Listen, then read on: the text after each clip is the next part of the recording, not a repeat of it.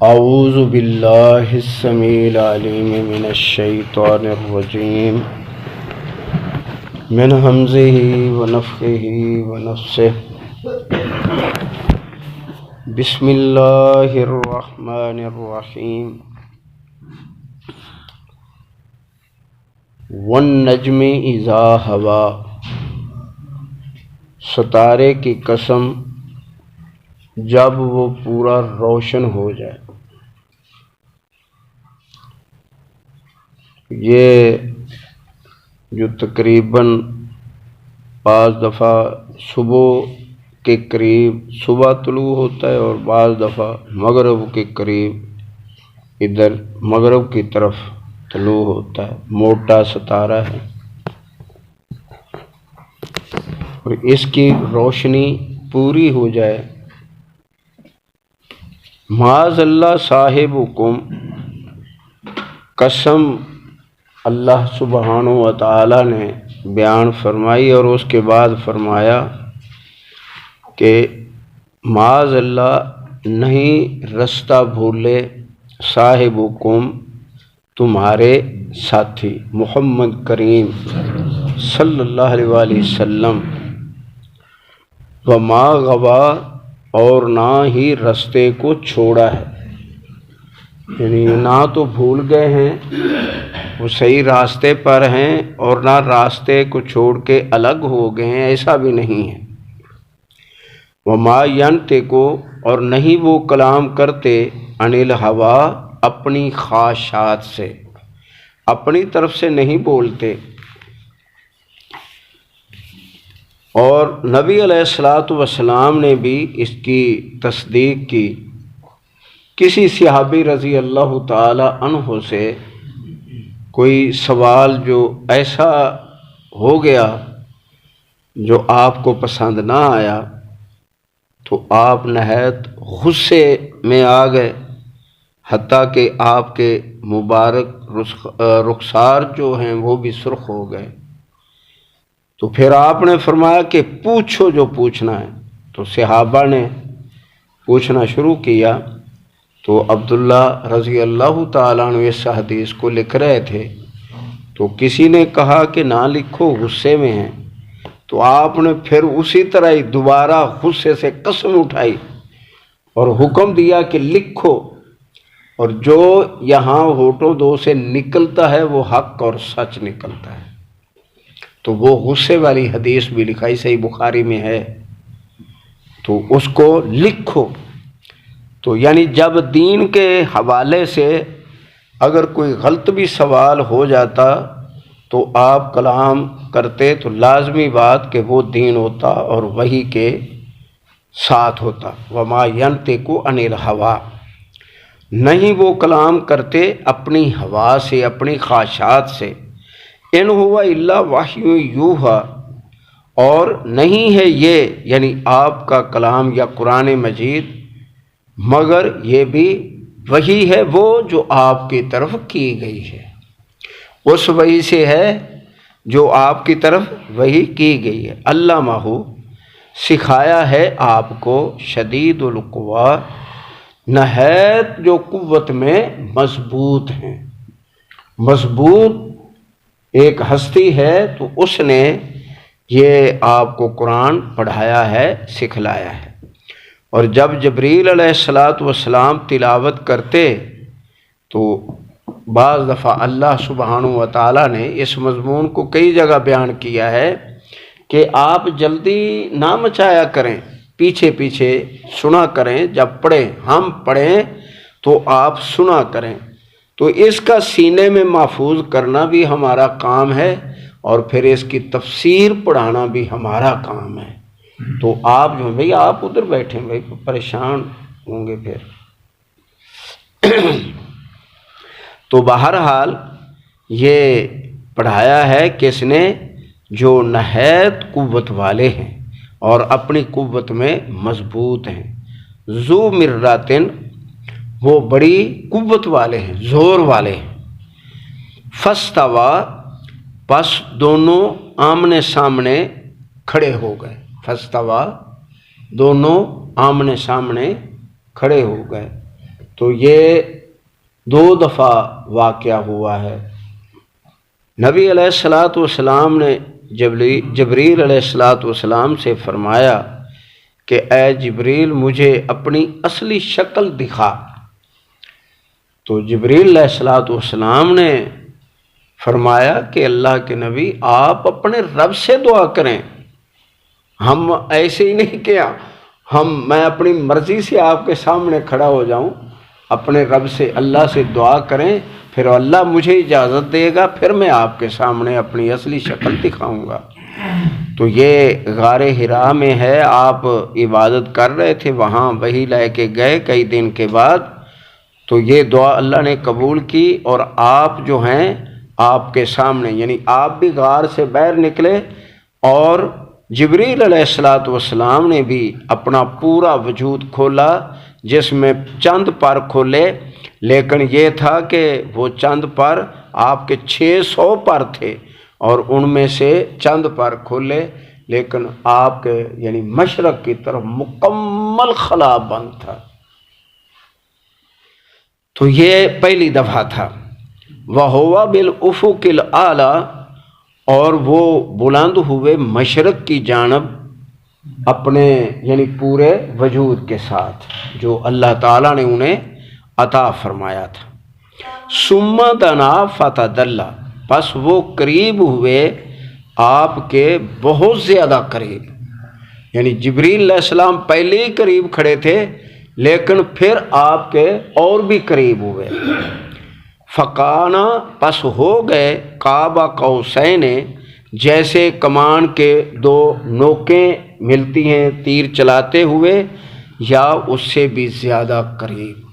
تو یہ کہاں ہے؟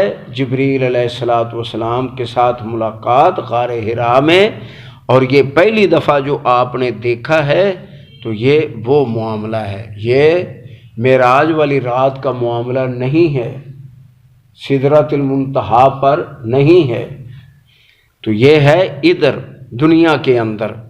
تو آپ اس سے بھی زیادہ، یعنی 2 کمانوں کی جس طرح نوکیں ملتی ہیں، تو اس سے بھی زیادہ، لیکن یہاں گمراہ لوگوں نے اس کا ترجمہ بھی غلط کیا ہے، اور پھر یہاں اللہ سبحانہ و تعالیٰ کو کہا ہے کہ اللہ قریب ہوا، اور نبی علیہ السلام اللہ کے قریب ہوئے، ایک دوسرے کے اتنا قریب ہو گئے جتنی یہ کمانوں کی نوکیں۔ جھوٹ ہے،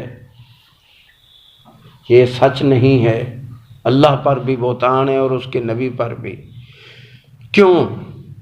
اللہ کے لیے قرب اس طرح کا تصور دے کے بیان کرنا کفر صریح ہے۔ سمجھائیے ویسے جو یہ آیتیں بتا رہی ہیں، 2 کمانوں کے سرے جس طرح قریب ہوتے ہیں اس طرح قریب ہوئے، تو یہ تشبیہ، یہ کیفیت، یہ تصور بیان کرنا یہ کفر ہے۔ تو اللہ کفر بیان کرتا ہے؟ اللہ تو کفر کو مٹاتا ہے، عقائد کی اصلاح فرماتا ہے۔ تو یہ جبریل علیہ الصلوۃ والسلام ہے۔ فَأَوْحَى إِلَىٰ عَبْدِهِ مَا أَوْحَىٰ، پھر وحی کی اللہ تعالیٰ نے اپنے بندے کی طرف جو بھی وحی فرمائی۔ ما کاذب الفؤاد، نہ جھوٹ جانا آپ کے دل نے اس کو، وحی کو، ما نرا، اور نہ اس کو جو آپ نے دیکھے۔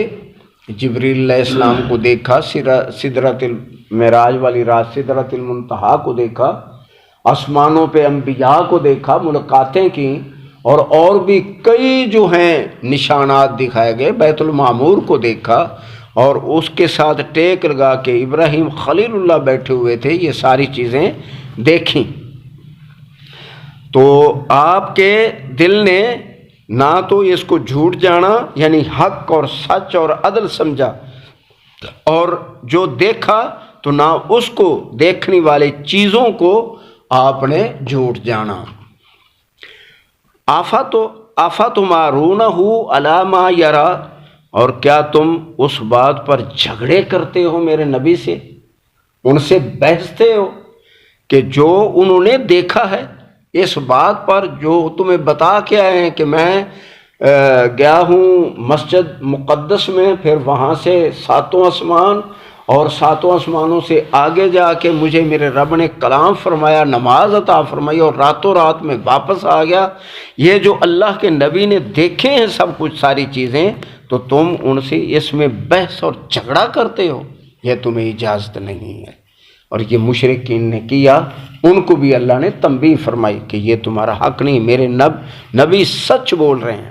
وَلَقَدْ رَآهُ نَزْلَةً أُخْرَى، اور یقیناً انہوں نے دیکھا جبریل علیہ السلام کو دوسری دفعہ، یہ دوسری دفعہ ہے سدرۃ المنتہا، معراج کی رات۔